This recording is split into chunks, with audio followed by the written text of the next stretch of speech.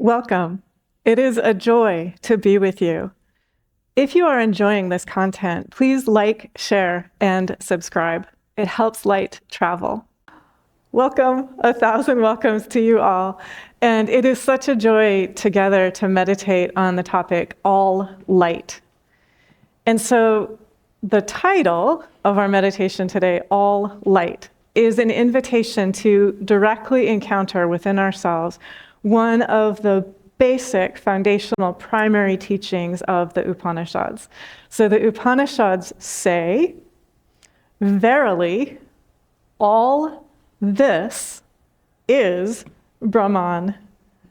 And so I'm inviting us just to do a quick check-in. Over the course of the last week, I'm silently asking myself with good humor and curiosity, a willingness to explore and to be courageous and honest. Over the course of this last week, did I seem to see or observe anything other than the Supreme? So I see some hands raised, I see some rueful smiles, I see some grins. And so that aspect of ourselves that over the course of the last week seemed to perceive anything other than the Supreme, that's the aspect of ourselves that we are reaching out to. So all light is always present within ourselves. We are connecting with that all light, and we're reaching out to embrace, to enfold, to support, not to judge or combat or lovingly pummel the aspect of ourselves that seem to experience something other than the Supreme over the course of the last week, but lovingly to reach out, to embrace, to enfold, to include into supreme love the aspect of ourselves that seemed to experience separateness or fear or lack or loss or judgment or blame or limitation or strain or turmoil or anxiety. So we're reaching out to that aspect of ourselves, and we're doing this with joy and with willingness to energize steadfast joy within ourselves. When we are in contact with light, when we are in contact with that in us, which is true and real always, steadiness is ever present. And so again, I'm just inviting us to check in. You can play with it if you like. No judgment, but just for fun. Over the course of the last week, how steady did I feel inwardly? Like on a scale of 0 to 10, where 10 is the steadiness. How steady was I? And then connect with the source of all steadiness is here. And I invite the source of steadiness to fill me directly with steadiness. And just notice how that feels. And then go back to your index. Scale of 0 to 10. This is just for fun, so don't attach to it too much. But how steady do you feel now? And notice there's a shift. And it's instantly available for each of us. So if we want to feel more peace, the source of all peace is directly here. I open to the source of all peace. And you can do that same thing. You can scale up your frequency.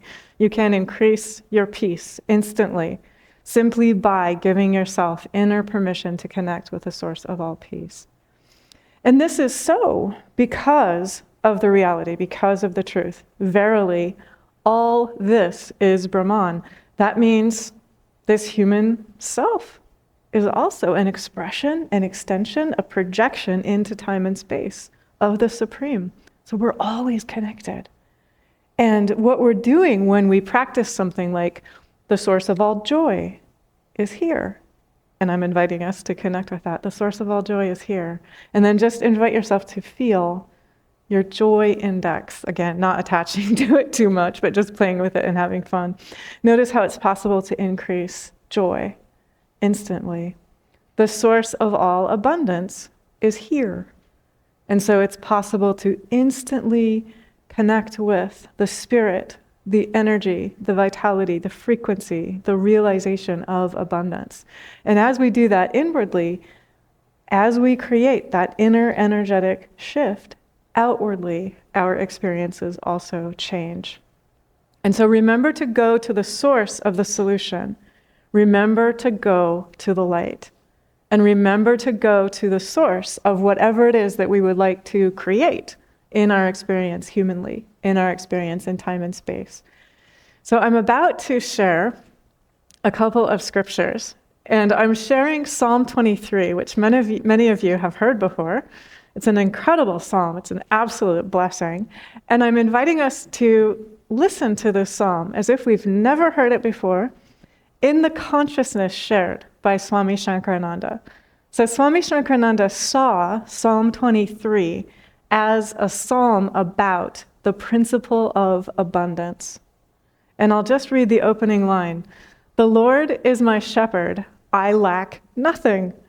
It's about abundance right there. Another way to phrase that is, the Lord is my shepherd, there is no lack.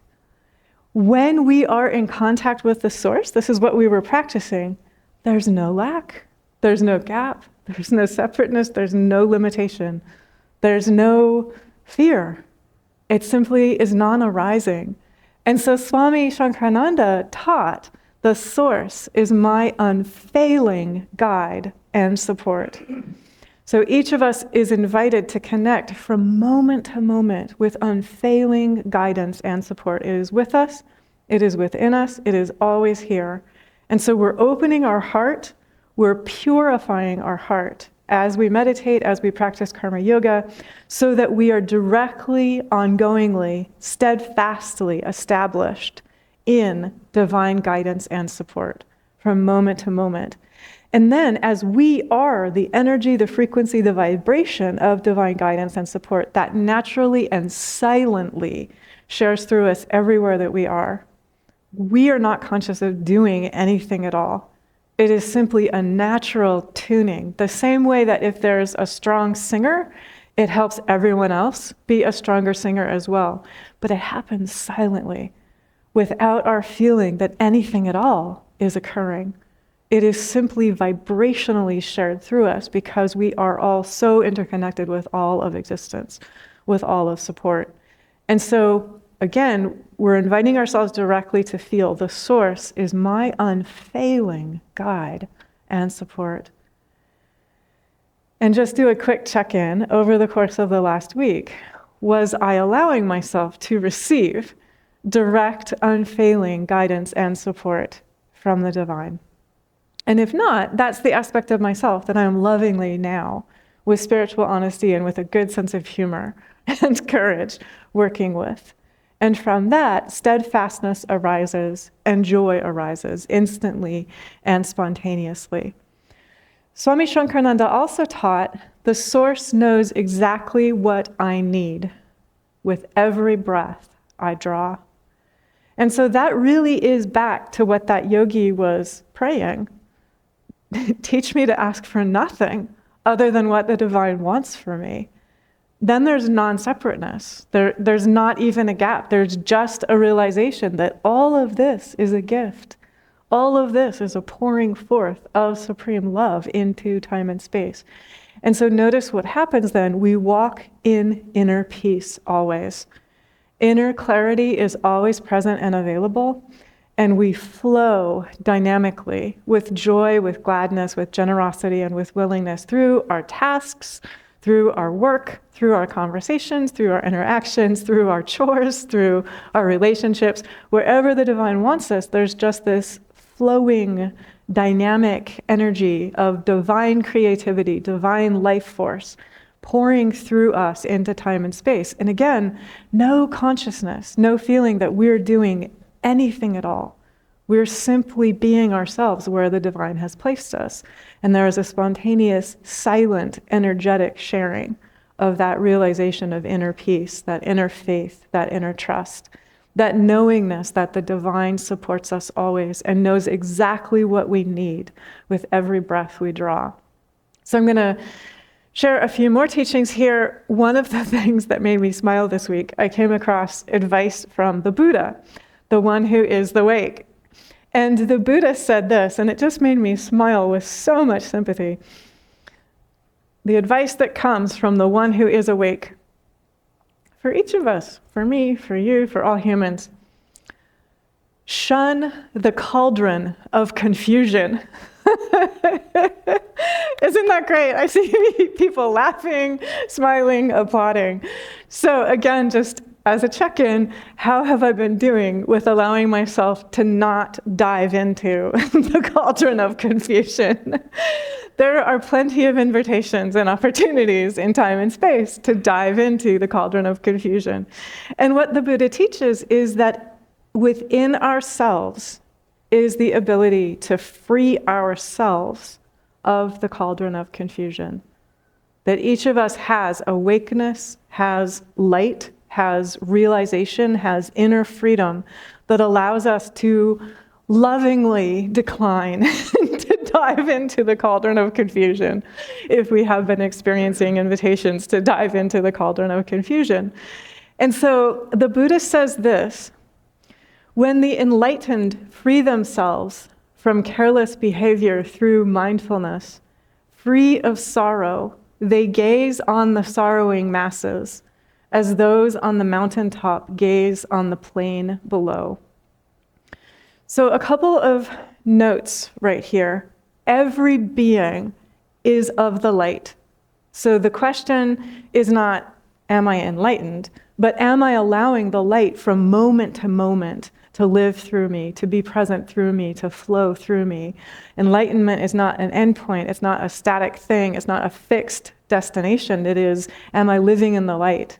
Am I allowing pure dynamic light to be in me, with me, through me, as me, every moment? And as I do that, I free myself from careless behavior.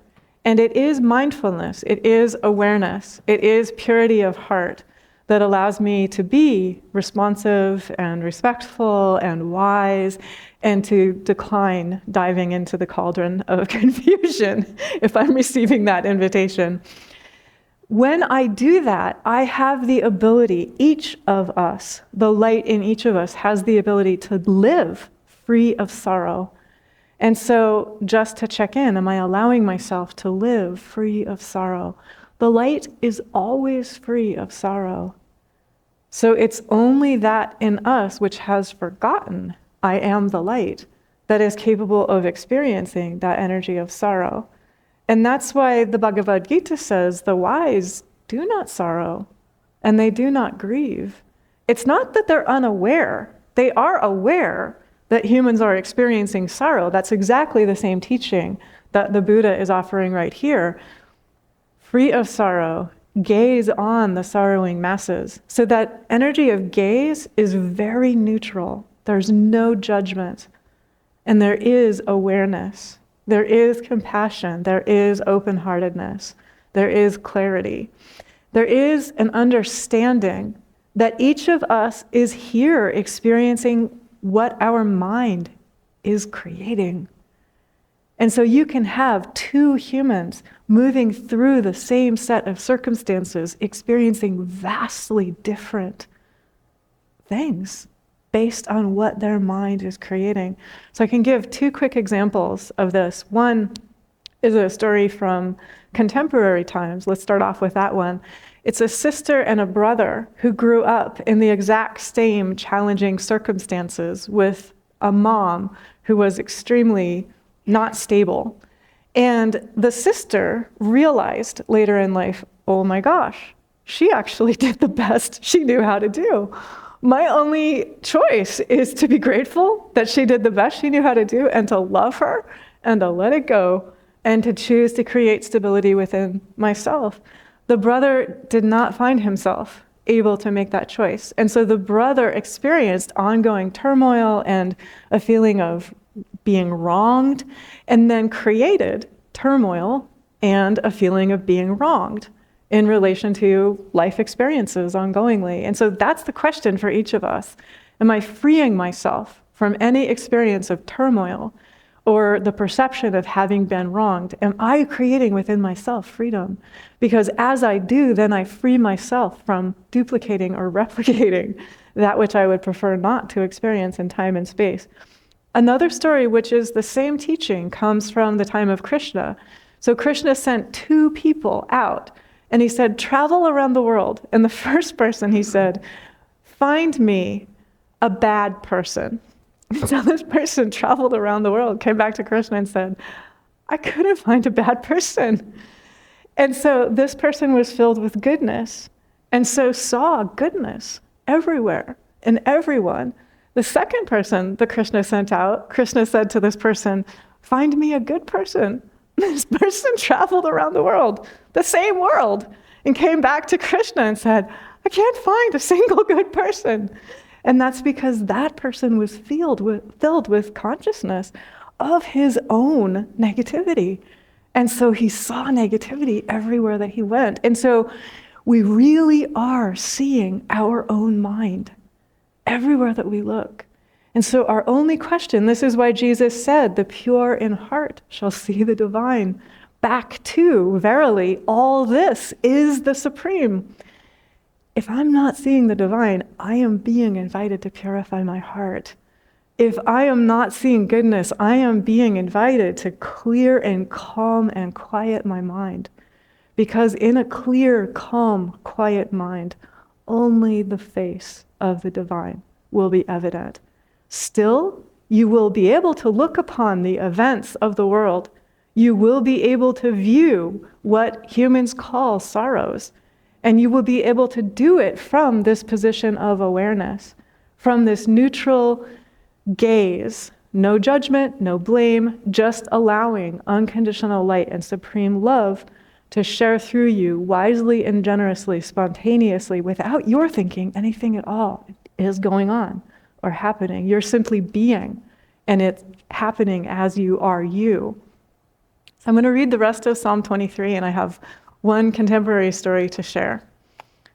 And again, thank you to Swami NItyananda for his recognition that Psalm 23 is the principle of abundance, that each of us is this principle of abundance always. And we are opening to live and move and breathe and have our being in the direct awareness and realization of this principle of abundance. The Lord is my shepherd, I lack nothing. He makes me lie down in green pastures. He leads me beside quiet waters. He refreshes my soul. He guides me along the right paths for his name's sake.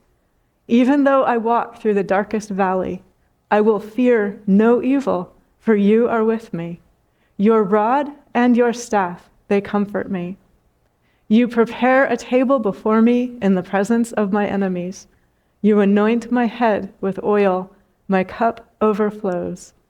Surely your goodness and love will follow me all the days of my life, and I will dwell in the house of the Lord forever.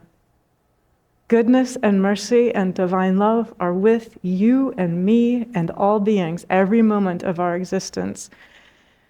I have a contemporary story that makes this clear in a rather dramatic fashion, and I came across this, I'm guessing, maybe last summer.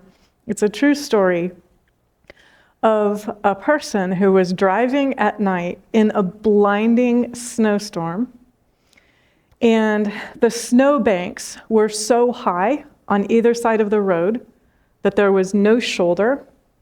It was 2 lanes going in one direction, and it was approaching an underpass.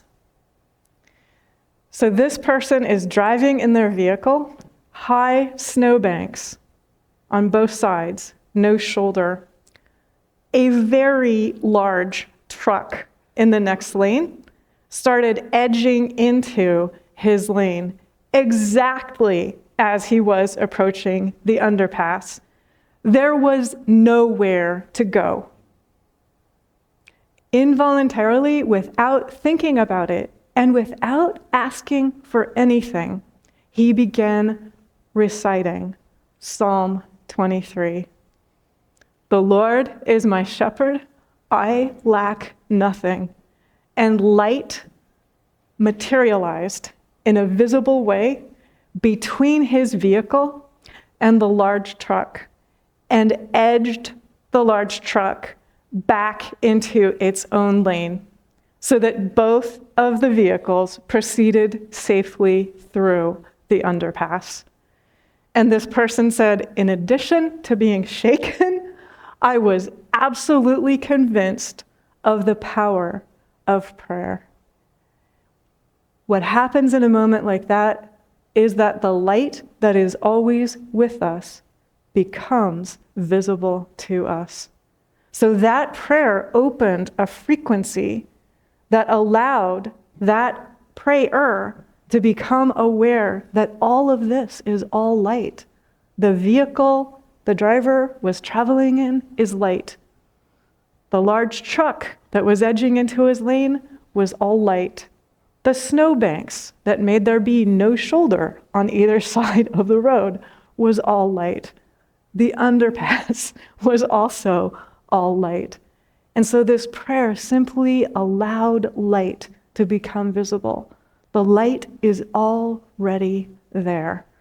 For each of us, from moment to moment, we are asked, am I opening to allow the light that is already there to be visible within me and through me and as me? And if we do that, that is liberation. That, in every moment, steadfastly and with joy, is freedom. That, right there, is what gets called enlightenment. It is ongoing, flowing, opening to the light from moment to moment, as long as we are in embodiment. And you can see how that story makes clear for all of us, no matter what it is that we experience, we dwell in guidance and support. Guidance and support are there in the cells of your body. They are there in the awareness that knows spontaneously, without asking for anything, to begin reciting, "The Lord is my shepherd. I lack nothing." The principle of abundance. Thank God, and God bless us all.